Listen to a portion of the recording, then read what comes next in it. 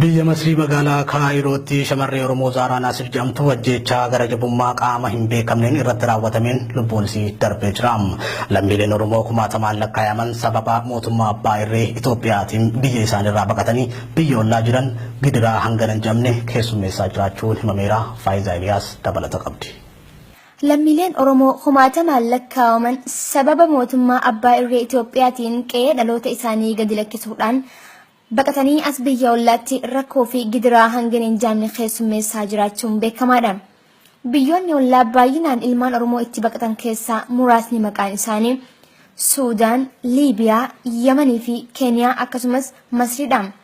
Akkuma beekamu biyya Masrii keessatti baqattoonni Oromoo kumaatamaan lakkaawaman roorroo sirna cunqursaa abbaa irree dheefa qe'ee jireenya isaanii gadi lakkisanii biyya tana keessatti rakkoo akkaan jabduu taate keessummeessaati jiran.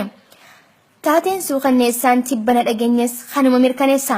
Dubreen maqaan isii Zaharaa Naasir jedhamtu dhalattuu godina Harargee lixaa aanaa Daaroo Labuu magaalaa Milqaayatan taate as biyya Masrii magaalaa Kaayirootti akkuma baqataa kamittuu jireenya ulfaataa biyya tanatti isii mudate firraa mo'achuudhaaf jecha mana namaatti qacaramtee hojjechaa turte. Bakkuma hojjettu kanatti haala suukanneessaa ta'een lubbuun isii dabarteeti jirti.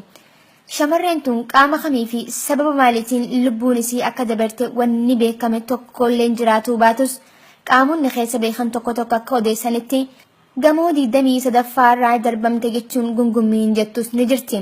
Haa ta'u malee shamarreen tun nama itti dhiyaate tokkoof akka odeessitetti halkan namaan hin beekne natti fidanii na dinniinani.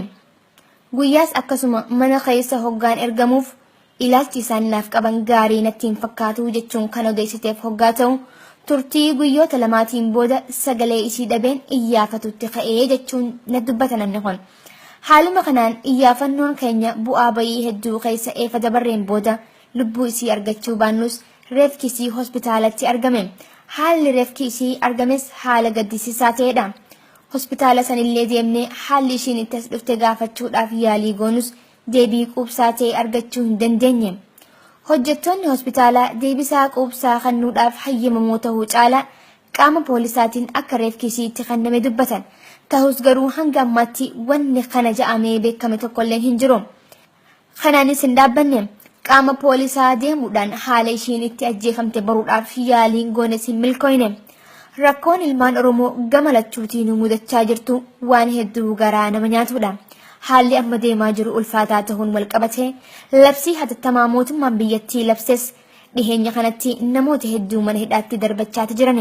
Baqattoonni Oromoo biyya Masrii jiraatan yeroo ammaa sodaa akkaan jabduu taate keessatti argamu.